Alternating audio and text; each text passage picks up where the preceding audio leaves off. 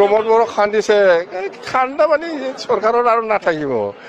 মই মোবাইলত দেখিছে বিজেপিয়ে যেতিয়া নাকি অকলে নিৰ্বাচন খেলিম বুলি কৈছিল এই সময়ত প্ৰমোদে ক'তবা খান্দিছে মততে মই দেখিছো মই যোৱা এক বছৰত কেতিয়া কান্দিছিলো মনত নাই গতিকে আগ্ৰামৰ মহিলাৰী যদি ইমানে খবৰ থাকে মানে মোক কান্দা লাগে তেতিয়াতো বহুত ডাঙৰ কথা जों न'आवनो थानोनो हायै बायदि जोंखौ पुलिसा जानो लोंनो बिराद असान्ति खालामफैबाय थायो सोर थोनहरो बेयाव एबसुनि लिडारा जोंखौ बे गथ' एसे उन्दैहां आरोखि गाहाय लेभेलनि मानसि बियो जोंखौ हख्रावबाय बुनो गेरबाय मोदोम सोमावख्रांजोबबाय आरोखि बियो जोंखौ बुनो थाखाय खुलुमनायजों लोगोसे फिन खनसेबाव गासिबो मानगोनां मेलेमजिबि रायजो राजा नोंथांमोनखौ फिन खनसेबाव आंनि बे गोदान भिडिअ बरना लाग्रोनाय जाबाय सैथो बाथ्राया बेनोदि मानगोनां हाग्रामा महिलारी सारा गावनि बे 17 इयार्स बीटीसी गभर्नमेन्ट सालायबोनाय समाव आं बेखौ मावनानै होथारगोन बैखौ आं मावनानै होगोन बेफोरबायदि खोथा होखांनायनि उनाव मालाबाबो रायजो राजानि गोसोनि हाबिलासखौ सिमांखौ थेर बेथेर खालामबोआखैमोन नाथाय प्रमद बर' बिथांनि बाथ्राखौ बुंनाय लोगो लोगोनो दिनै जों मोनसे बाथ्राखौ बुंथारनांगोन जेराव दुलाराय बर' फरायसा आफादनि आफादगिरि बिबानाव थानानै बर' हारिनि बिफा सिबिनां बड'फा उपेन्द्र नाथ ब्रह्मनि गोथार आइडिय'लजि फिलसफिनि बिखायाव गसंनानै बर' हारिनि बे गणतान्त्रिक लामानि सेपारेट स्टेट बड'लेण्ड मुभमेन्टखौ लिडिं खालामबोनो मोनदोंमोन प्रमद बर' बिथाङा बे गोथार गणतान्त्रिक लामानि बिखायाव गसंनानै प्रमद बर' बिथाङा बुहुमनि साफ्रोमबो बर' फिसाफोरखौ हारि सेन्टिमेन्टेल बाथ्रा बुंनानै समायखिरा लाबोनानै गोथाङै गोथां थगायबोदों दा साननो गोनां बाथ्राया जाहैबाय मा मानगोनां रायजो राजा नोंथांमोन जाय लिडारा जाय दैदेनगिरिया सिबिनां बड'फा उपेन्द्र नाथ ब्रह्मनि गोथार आइडिय'लजि फिलसफिनि बिखायाव गसंनानै बुहुमनि साफ्रोमबो मानगोनां रायजो राजा आइ आफा बिदा फंबायमोनखौ गोथाङै गोथां थगायबोदों बेबायदि लिडारा दिनै जोंनि बे बीटीसी पलिटिकल सिस्टेमाव एन्ट्रि मारि फैखांनायनि उनावहाय आरोबाव बेसे मोजां खामानिखौ जों बर' फिसाफोरनो जों रायजो राजाफोरनो मावनानै होनो हाबावगोन मालाबाबो हाया बेबायदि लिडारा बेबायदि स्टाइलनि बेबायदि केटेगरिनि लिडारफ्रा गावबा गाव बेनिफिट्सनि थाखाय गावबा गाव मुलाम्फानि थाखायल' बिसोरो खुगायाव गोदै गोदै बाथ्रा बुंनानै जों रायजो राजानि सिगाङाव शेयार खालामबाय थायो फोरमायबाय थायो दा बेफोरबायदि लिडारानो माबेबा जायगायाव गरसे गरनै होनानै रायजो राजानि गोसोखौ फुस्लायनो नाजाबोदों जाय लिडारा जाय दैदेनगिरिया बे गोथार सानस्रि सोदोमस्रिनि बिखायाव गसंनानै बुहुमनि साफ्रोमबो बर' फिसाफोरखौ थगायबोदों बेफोरबायदि थगायसुला थगायबोनाय लिडारखौ पलिटिकल सिस्टेमावनो जा जिखुनु बिथिङावनो जा बुहुमनि साफ्रोमबो मानगोनां रायजो राजा आइ आफा बिदा फंबायमोना सापर्ट दा खालाम थुलुंगा दा हो नङाब्ला गोरोन्थिया जोंनिसो जागोन मिथिबाय जोंनिसो जागोन दिनै मानगोनां एनडिबि ब्रादार्समोनखौ बिटिआर एग्रिमेन्टनि गेजेरजों लानानै फैनाय जादों मोजांनि बाथ्रा नाथाय स्पेशली एनडिबिफोरखौ लानानै बानायजानाय मोनसे बे बिटिआर एग्रिमेन्टमोनब्ला बे बिटिआर एग्रिमेन्टनि गेजेरजोंनो मानगोनां एनडिबि ब्रादार्समोननि ए टु जेड प्रब्लेमफोरा गासिबो माने क्लोज जाजोबनांगौमोन जेराव दिनै बयनिख्रुइबो दुखु गोनांसिन बाथ्राया जाहैबाय मा बुहुमाव बेफोरबायदि मोनसेबो जारिमिन गैया जे मोनसे गोजोन गोरोबथा मोनसे गोजोनखौ लानानै एग्रिमेन्ट खालामनायनि उनावबो बै जायखौ लानानै गोजोन खालामदों बै आफादनि गायसनगिरियानो बे एग्रिमेन्टनि गेजेरजों उदां अख्राङाव फैनो हादिया उदां फोथाराव फैनो हादिया दिनैसिमबो जोबथेसालियाव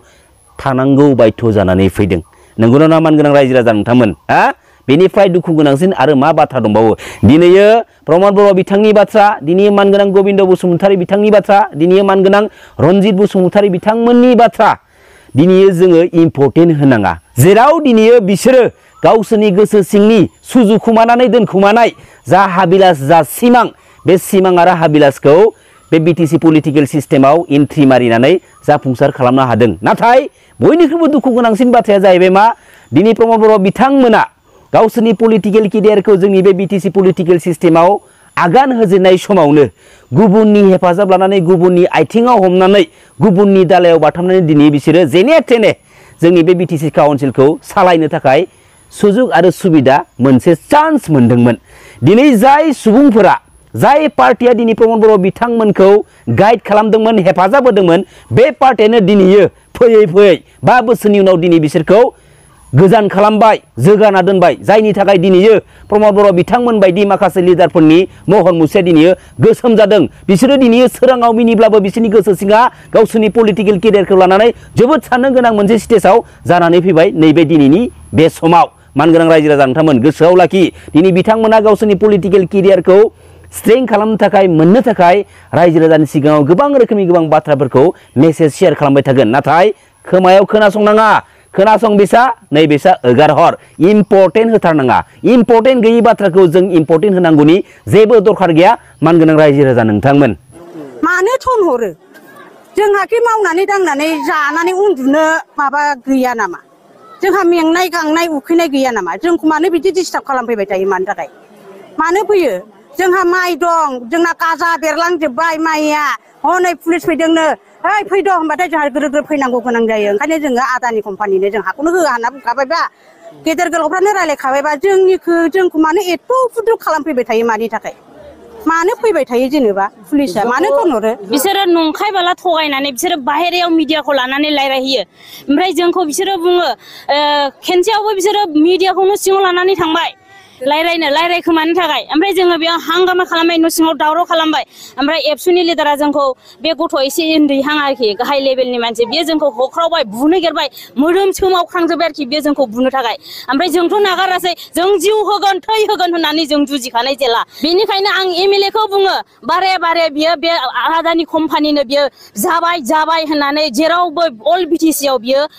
मिडियानि सिगां बुंबाय थायो खिन्थु बियो बुंखोमायोसो बिनि बुंनाया बिनि डेभलपा गावनि न'खरनि गावनि लाबनि थाखायल' बियो गावखौ डेभलप होननानै साननानै लाबाय थादों गावनि फिसा फिसौखौ फोरोंनायखौनो बियो कर्नाटक केरेला बेफोराव फोरोंनायखौनो बियो गावखौ डेभलप जाबाय बासबारि एलेकायाव मा डेभलप खालामदों बिलाय दिनै फाग्लि जराखौ मालाबाबो बियो नाया जिउ जोबजासे नायानो बियो जोंखौ फाग्लि जरा ओनसोलखौ बिनि थाखायनो आं गले गले बुंदों मालाबाबो बियो फिस लामा होगोन होनो फिस लामाखौ बियो होफैया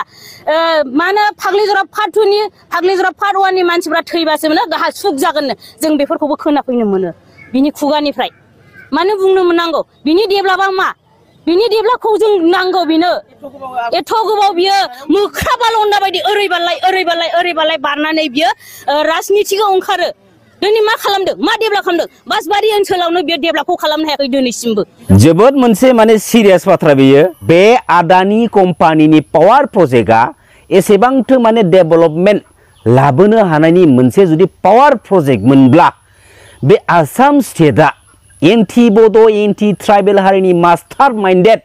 लिडार पलिटिकेल लिडारफोरा मालाबाबो बे आदानि कम्पानिनि पावार प्रजेक्टखौ जोंनि बे बिटिसि ओनसोलनि सिङाव जोंनि बे हाई मेजरिटी बर' फिसाफोर थाग्रा बै एरियानि सिङाव हरनाय नङामोन दिनै बे पर्बतजरा बासबारि ओनसोलनि जाय एरियायाव 3600 बिगा हाखौ आदानि कम्पानिनो होनो थाखाय प्रमद बर' बिथांमोना दिनै एसेबां जर जबस्ति एसेबां हाई प्रेसार होनानै दिनै बै ओनसोलनि बर' फिसाफोरखौ अत्याचार टर्चार खालामगासिनो दङ गोसो जाबानो हरनि 12टायाव बै एरियानि गावबुराखौ पुलिस थानायाव लेंहरनाय जायो होननानै जों दिनै मिथिनाय मोन्दों गोसो जाबानो हरनि 1-2टायाव पुलिसफोरा बै एरियायाव पेट्रलिं खालामफैनानै माने मानसिफोरनि गोसोखौ माने सिगिसौ खालामनायनि माखासे डार्टी लेभेलनि पलिटिकेल पेन पलिसिफोरखौ माने लागासिनो दङ दा दिनै प्रमद बर' बिथाङा परिबर्तन शान्तिनि बाथ्रा बुङो परिबर्तन शान्तिनि बाथ्रा बुङो दिनै मानि थाखाय बे हाखौ होनो एसेबां माने 3rd क्लास लेभेलनि दिनै गेम गेलेदों बै जोंनि बर' फिसाफोरजों आरो स्पेशली बयनिख्रुइबो दुखु गोनांसिन बाथ्राया जाहैबाय मा जों बर' हारिनि माहारियारि आफाद दुलाराय बर' फरायसा आफादनि बिबानगिरिफ्रा दा समनि माखासे मावथिफ्रा दैदेनगिरिफ्रा बे आदानि कम्पानिनो हाखौ होनो थाखाय सिंजों प्रमद बर' बिथांमोनजों लोगो जानानै पलिटिक्सनि माखासे पावारफोरखौ आरोबाव पावार गोनांसिन खालामनानै दिनै बाथ्रा बुंगासिनो दं आन्दो खामानि मावनायखौ जों दिनै नुगासिनो दं मानि थाखाय बे दुलाराय बर' फरायसा आफादा जाबाय जों बर' हारिनि मोनसे माहारियारि आफाद दिनै सोर मोनथाय होदों सोर अथरिटि होदों आरो सोरनि बाथ्रा लानानै दिनै बे दुलाराय बर' फरायसा आफादनि माखासे मावथिफोर माखासे बिबानगिरिफ्रा